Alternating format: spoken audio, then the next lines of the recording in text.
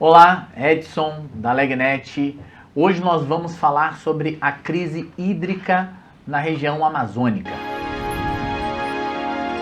Então, pessoal, hoje o tema é bastante importante, é uma situação de emergência que vai voltar a acontecer na região norte do país.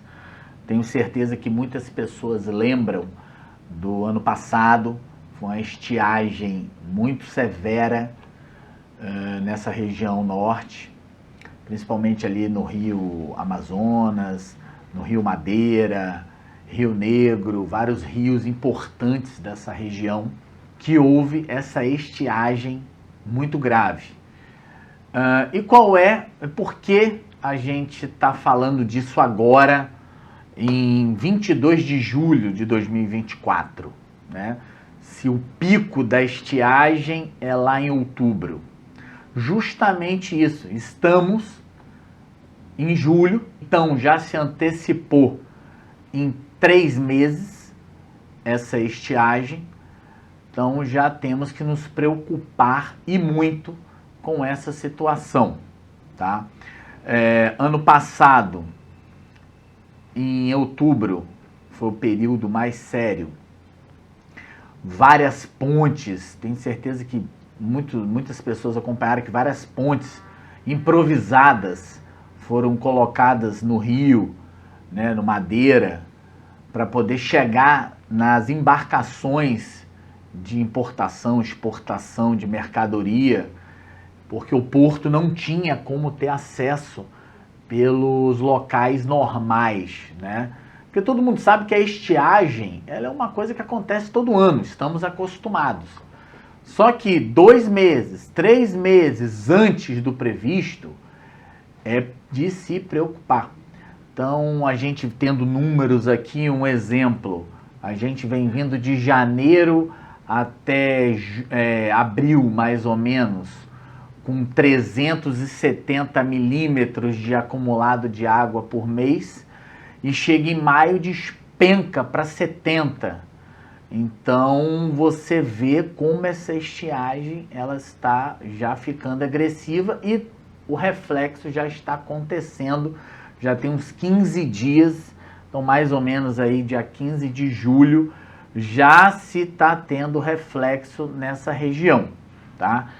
E aí com isso, estou aqui com o Leonardo, nosso mestre em gestão, que vai fazer uma análise também dos números, das informações já disponíveis sobre isso, porque a gente já está querendo fazer antecipar o que vai acontecer, tá? Então a gente já tem essa certeza que os próximos meses serão muito decisivos e muito desafiadores para essa região, tá? Então, a gente está acostumado a lidar com indústrias nessa área, principalmente mineradoras, temos alguns clientes nessa região, e consideramos que uma boa análise de risco, né, precisa ser feita. Tenho certeza que essas empresas já fazem, mas nós gostaríamos de falar mais sobre esse assunto, porque o risco analisa a incerteza.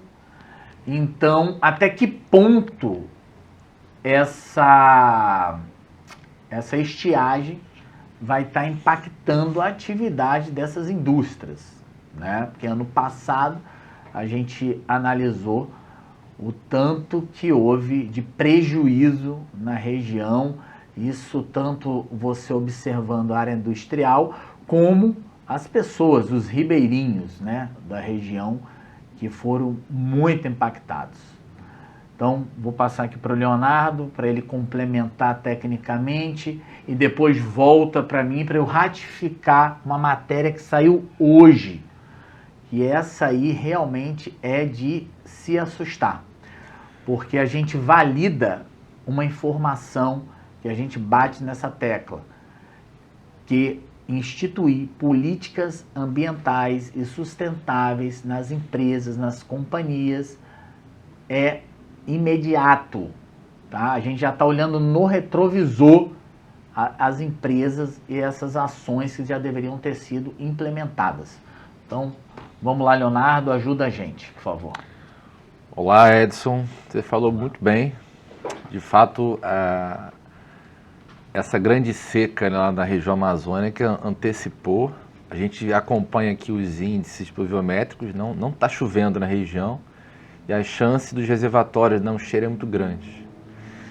Você tocou num ponto importante também, população ribeirinha, tem muita erosão nas margens, então tem que ter um processo para poder recuperar essas nascentes. Como o Edson comentou, as indústrias são as que vão sofrer, né? Então você está antecipando 3 meses numa estiagem, praticamente vai ser um ano inteiro de estiagem. Como é que uma indústria, uma mineradora legalizada que usa 80% de água no seu processo produtivo vai funcionar? Sem contar as bacias de sedimentação de rejeitos. É um problema climático que é mundial, né? Em outro legcast que a gente abordou, nós colocamos sobre as ISOs, né? Que as ISOs incluíram em 2 capítulos elementos sobre identificação de como a mudança climática afeta a sua empresa. Então a ISO já mapeou isso. E aí, grande verdade, a gente tem o El Niño, que está presente na região, não chove, seca, longa estiagem, e você está gerando um cerrado dentro da região amazônica. É uma coisa absurda. Aí você soma aumento da temperatura dos oceanos, né? Esses desastres naturais que estão acontecendo no mundo inteiro. Então, a análise de risco ela é crucial, né? Que tipo de componente, que tipo de entrada eu posso substituir algum insumo meu? Já tem que planejar essa dificuldade que eu vou ter, principalmente onde? Né? No deslocamento, né? Como é que eu vou comprar? Se eu sou uma indústria fertilizante no norte, como que eu vou comprar aquele insumo, né? Na região norte, como ele mencionou, muitas empresas ficam à margem de rio. Citando, por exemplo, uma mineradora que tem ali na região dos Trombetas, chega muito material de barco. Se você não tem um nível de profundidade aceitável no rio, não é possível trafegar. Então o caos é generalizado e vai acontecer de novo, né? Os sinais estão claros que Rio Madeira diminuindo, lembrando aí do ano passado, operação da Polícia Federal, aquelas balsas de garimpo ilegal atravessando o Rio Madeira. Isso também degrada mais ainda o leito do rio, né? Que são máquinas que ficam, né, sedimentando, tirando o fundo do rio, contaminando a vida marinha, né? Tem aí relatos de ribeirinhos com doenças que adquiriram por conta do consumo de peixe contaminado, do mercúrio, né? Alta concentração. Tudo isso, esses componentes todos fazem com que a região, que é uma região importante no país, ela necessite de realizar uma avaliação de risco adequada. Então, usar métodos adequados. Aqui na LegNet nós temos um sistema bem adequado para isso, que é o nosso risco. O próprio PGR, de modo geral, você também tem que mapear essas incertezas e traçar medidas de controle, né? Como eu vou substituir um insumo na ausência dele? É isso, eu tenho que ver as substituições possíveis. Ou substitui, né, por algo, ou você troca completamente. Então são alternativas dentro do processo produtivo que são necessárias para que a empresa possa continuar produzindo, gerando empregos, né? Alimentando toda essa cadeia de distribuição. Exatamente. E eu acho até mais um sistema, Leonardo, que você pode complementar, que seria o gerenciador de mudanças. Porque acaba, nessa situação, mudando o processo da empresa, né, num caso de alteração de matéria-prima, de alteração de como vai captar a água, como vai chegar um determinado material que precisa. Então, eu acho que é passível até do gerenciador de mudanças para isso. E a gente aborda esse assunto porque, principalmente, eu vejo da forma que as coisas estão sobre o clima no país e no mundo, né? Ano passado, a gente está falando aqui do Rio Madeira, os rios da região norte, que uma estiagem recorde, né? Passou muito na mídia. A gente já observou esse ano o problema do Rio Grande do Sul, né, que houve, aí já foi chuva demais na região, né, previsto aí uns 10 anos para realmente recuperar o estado.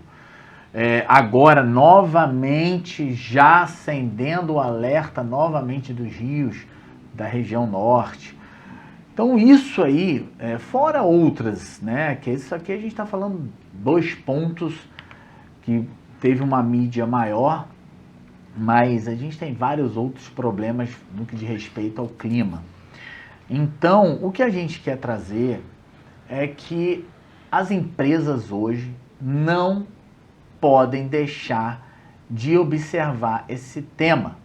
Isso precisa estar no planejamento estratégico dessas empresas. Como o Leonardo falou, hoje a ISO já implementou nas normas, acho que são mais de 25 normas ISO, as principais aqui na 9.000, na 14.000 e na 45.001, estão essa análise que a empresa tem que fazer no contexto ali, no que diz respeito a mudanças climáticas. Então, olha a preocupação da ISO. Por que isso? A gente sabe que o poder público, principalmente aqui no Brasil, eles não trabalham de forma preventiva, é muito de forma corretiva. Então, o problema precisa acontecer para o governo realizar alguma coisa. Então, o que a ISO está querendo, porque as empresas que são elegíveis ali, são passíveis de certificar, é por uma vontade própria. Então, a empresa, ela determina que quer uma certificação ISO, e aí ela implementa aquilo, chama um órgão certificador. Então, é uma empresa privada e ela quer, né, atender as melhores práticas sustentáveis de qualidade, de saúde, segurança social, de segurança da informação, tem várias normas, para o seu consumidor, para o seu colaborador e para o país e para o mundo. Então, essas práticas, elas são implementadas e ajudam, com certeza, na melhora do clima do mundo e do país.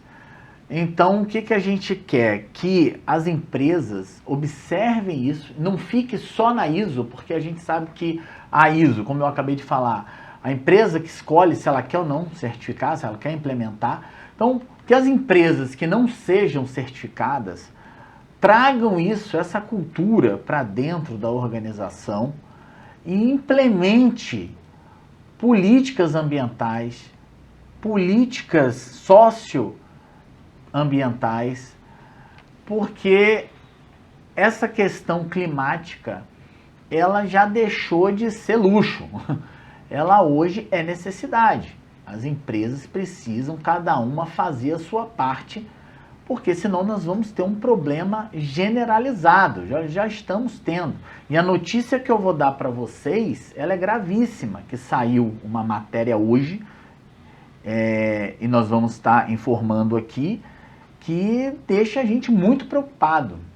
Então, hoje, questões climáticas precisam estar no planejamento estratégico de qualquer empresa, certificada, não certificada, qualquer companhia precisa ter hoje no seu planejamento estratégico questões ambientais, principalmente redução de recursos naturais, redução de resíduos, melhoria ali no lançamento de efluentes dentro dos parâmetros, melhoria na utilização da matéria-prima, reuso desses recursos hídricos.